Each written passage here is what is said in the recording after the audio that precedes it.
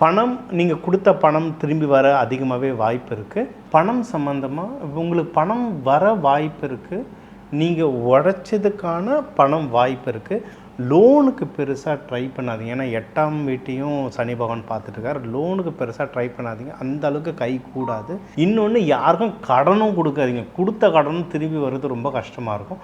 So கொடுக்கறது வாங்கிறத குறைச்சிக்கிட்டு நீங்கள் உழைச்சதுக்கு பணம் கரெக்டாக வரும், அதை பார்த்து செலவு பண்ணிக்கோங்க.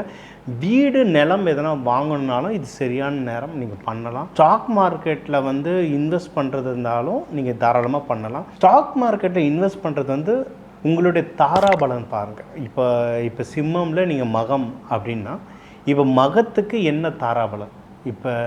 இப்போ ஒரு நட்சத்திரத்துக்குன்னு 27 நட்சத்திரத்துக்கும் இந்த நாள் ரொம்ப சுபிட்சமான நாள், இந்த நாள் கெடுதல் நாள், இந்த நாள் சமம் நாள்னு இருக்குது.